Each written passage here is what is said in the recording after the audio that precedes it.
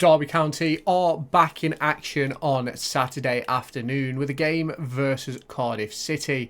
Derby County are back at Pride Park to return from the international break. Ebou Adams faces his former club. But who is going to get on top in this game? We're going to look into all the intricate details, things that Paul Warne may choose to do with his squad, which players are going to miss out. There's some massive opportunities, and with the likes of Nathaniel Mendez-Lang and Tawanda Chiwa having to travel miles and miles for international duty, will they be available to play? Will they be in the starting 11 or the squad? Those are big questions that I've got, and heading into this one, it is going to be a really interesting one, especially off the back of that 3-0 victory at Pride Park versus Bristol City just a couple of weeks ago. Now, before we get into a full preview of this game, make sure you hit that subscribe button down below and turn on the notification bell to stay tuned for all of my latest Derby County and EFL League One and Championship content. If you haven't done so already, make sure you check out my League One preview and Championship preview. They should both have come out over the past couple of days, and they're going to be really interesting to look into. But shall we get into it? Now, here we have the initial information for Derby County versus Cardiff City. Looks as if Matt Donoghue is going to be the man in the middle, the referee for the game. It's going to be interesting looking into this one. Now, obviously, it's a 3 o'clock kickoff. I say obviously, but it's not really obvious. And as you can see, both sides are struggling a little bit with some injuries. Now, Jake Rooney put out a post a few weeks ago. Well, it's not even a few weeks ago. It's a few days ago, really, stating that he'll be back in a few weeks. Corey Blackett-Taylor should be in and around it heading into this weekend. And we still, obviously, you've probably heard from Paul Warne as you see this, but I've not heard from him yet. As recording this, the press conference hasn't happened, so we have no further information heading into this one on Kane Wilson. But if you haven't already, go and follow me over on Twitter. I'll share my thoughts and feelings on the press conference and things like that as it happens, sort of thing. So you obviously look at that injury list for Cardiff City, and it is quite long. Will Fish, Sonodo, Kiona Tete, Joe Rawls, Jasper Darland, and don't get me wrong, Cardiff City have started this season off pretty poorly. Is it injury related? And I know FootMob sometimes gets the injury wrong, so if you're a Cardiff City fan, let me know down in the comments how many of these players are actually missing. It is going to be an interesting one. Obviously, Derby County didn't have Ben Osborne available in that Bristol City game. Now, if we do look at the previous 5 results, and you can see it's 3 losses, 1 draw, and 1 win for Cardiff City, but they haven't won in 4 games. The only point they've taken is versus Swansea City, and obviously losing 5-3 to Southampton in the Cup. Other than that, they've struggled. They've really struggled so far this season. I think if we can get the table up, I think they're currently sitting right at the bottom, rock bottom, on 1 point from 4 games. Only 1 goal scored, 10 goals conceded. And obviously, yes, they won that game against Bristol Rovers, so they have won a game this season. But it's a bit of a different kettle of fish, really, in the league. And obviously, Bristol Rovers are sort of a mid to bottom end, mid-table League One side. Now you look at Derby, it's 3 wins on the spin at home.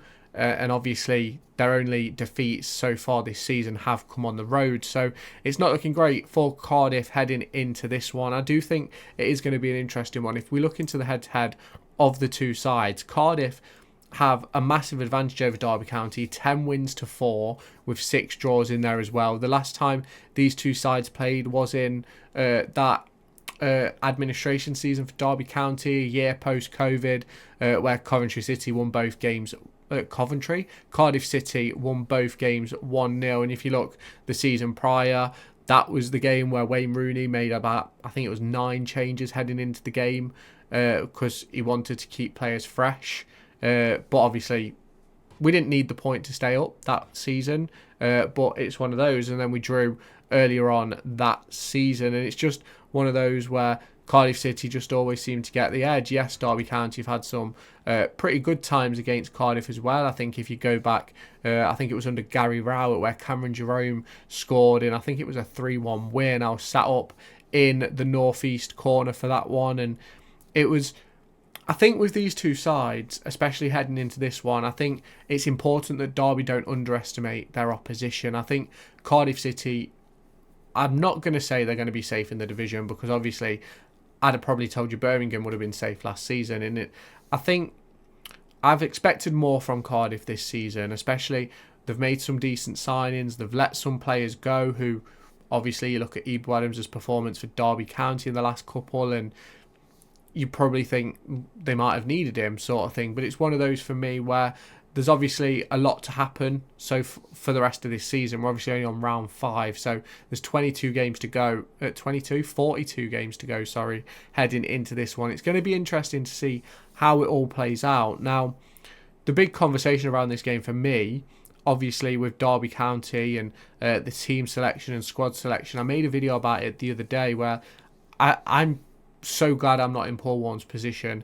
I have done a team prediction, which we'll get into in just a moment, and the quality we have within the squad, and I'm not saying everyone is sort of top of the range, amazing championship quality, but we do have some really good quality now in the squad, and we have players who realistically aren't going to get an opportunity unless there's injuries or suspensions, and it's very interesting looking at that. And we will get on to the team prediction in a moment, but I think the big thing that we have to talk about is putting that team together for Paul Warne. Obviously, like, is going to have to counter in travel for the likes of Mendes Lang and Tawanda Chiwa.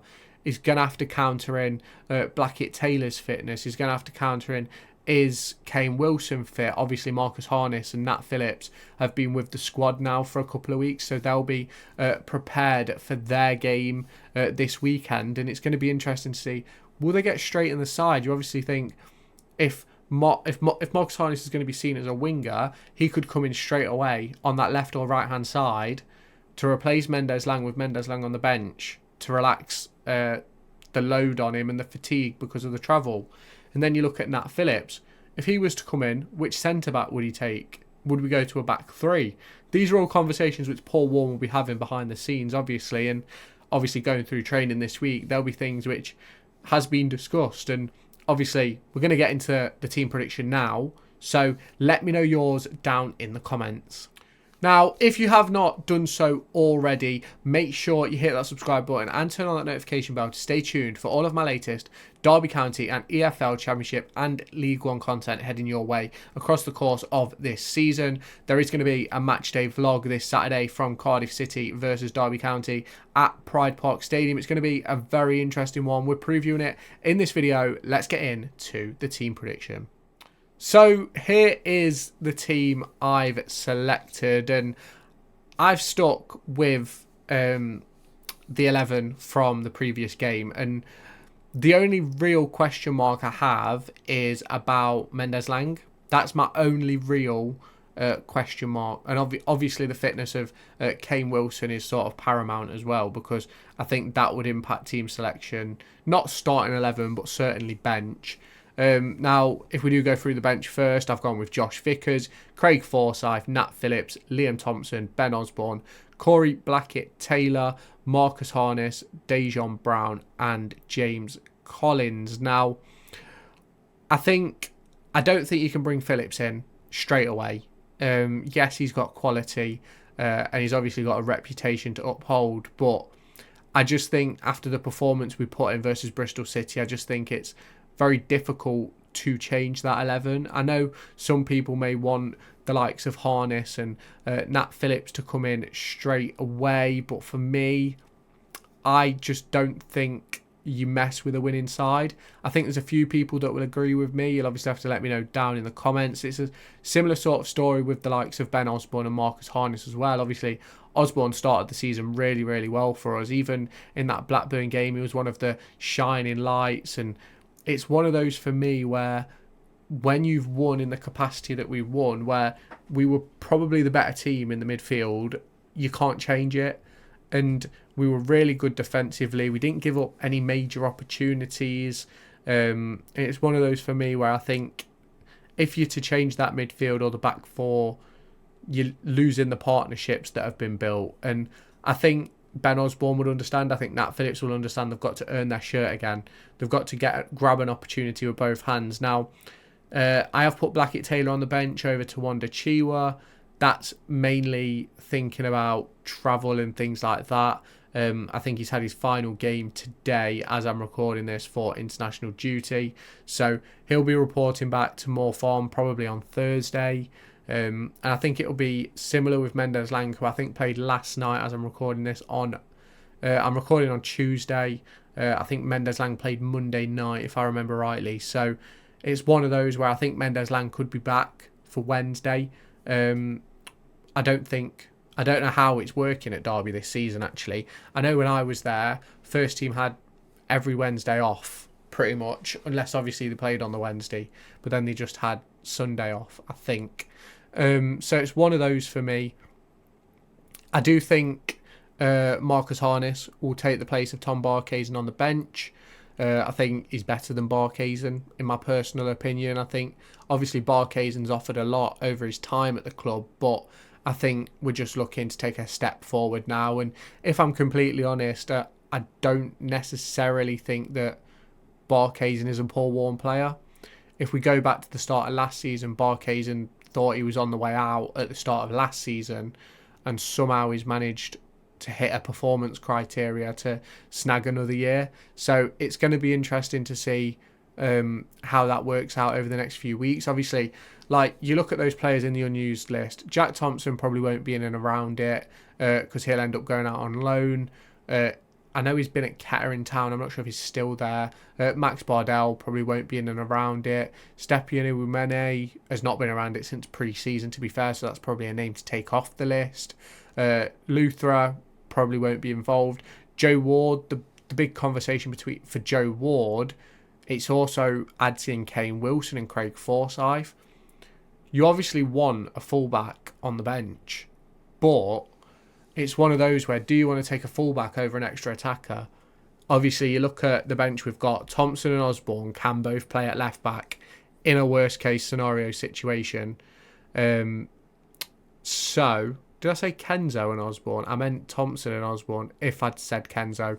But it's one of those, I think, depending what you're looking to try and add off the bench, like, you could take Ward over Forsyth, and it just adds an extra attacking element on the right hand side, but then you lose sort of that defensive cover. But then I guess with Phillips, if you're going to go to a back three, you could put Osborne in at left wing back and bring Phillips in midfield, or just push Elder up. So it'll be interesting to see how that goes. Obviously, we know that Kane Wilson was out until the international break, based on Paul Warne's own comments. It'll be interesting to see if he's been back in training, if he's even back in and around it available. Obviously, you look at how we performed versus Middlesbrough after he came off, and how we performed versus Bristol City. And I think it's going to be, if we win versus Cardiff, I think it's going to be very difficult for some of these players to get back in the squad. You've obviously got to earn your keep. You've got to earn your shirt now. And I think this is something which Derby County missed over periods of last year, because we obviously suffered a ton of injuries, which meant that we just played a consistent team all the time, which wasn't a major problem, but we had no competition. Now this season, you look at, I think the only position where we don't really have competition is that striker position. Obviously, James Collins and Dejon Brown, the backups with Connor Washington. I don't quite think Dejon Brown is on the level of Jerry Yates. I think Dejon Brown and Collins are probably a coin toss of who could get on the pitch. So it will be interesting. Obviously, the starting 11, if obviously you've seen it on screen for the past like 4 or 5 minutes. So I've gone with Zetterstrom in goal, a back four of Elder on the left, Nyambi on the right, Cashin and Nelson in the middle, a midfield trio of Adams, Ozzo and Kenzo, and a front three of Mendez-Laing, Caden Jackson and Jerry Yates. Now, the big conversation in that starting 11 will be, in my opinion, Mendez-Laing, not because he's not good enough or is not fit, because obviously he played on Monday night, but it's more to do with the fact of, when is he back? Is he ready to play? Is Harnish ready to step in? Or Blackett Taylor, either or even a Barkhuizen? Like, are they ready to step in? That's the question. If Paul Warne doesn't feel that they are, Mendez-Laing will definitely start. Now, the midfield three obviously can move about. It's not necessarily set in that 2 sitters and a 10. Because obviously we saw in the game, Ozzo would drop, and then Ebou would be the highest up, and then Kenzo would drop, and Ozzo would be the highest up. So it's one of those where it's a ever-rotating, fluid midfield three, and I think you could say the same about the front three as well, and I think that's why it worked so well against Bristol City. Jerry Yates was excellent at holding up the ball and bringing other players into play. I think, if I remember rightly, it was the second goal which came from Jerry Yates getting it up the pitch and winning a throw-in in there, right deep into their half, which obviously Caden Jackson capitalised on. And I think we're in a good place heading into this game. Now, I think a lot of people will say, and I think I've seen people comment about it over the last few days, that this is probably a must-win game, because I do think Cardiff will be down there in that scrap with us come the end of the season. And obviously, at the moment, we're not down there, but that's something which is going to have to be spoken about across the course of the season. So it's one of those for me. This is my starting 11. That's my bench. Let me know your thoughts down below. Now, if you have not done so already, make sure you hit that subscribe button and turn on that notification bell. Let me know your predictions, team and score down in the comments. If you haven't already watched my September preview video, make sure you go ahead and check that out. I discuss my score predictions, I preview the Norwich game and the Sheffield United game, so make sure you don't miss out on that, and make sure you like this video, and I'll catch you in the next one. Make sure to go and find me on TikTok, pictured here, and Twitter, pictured here.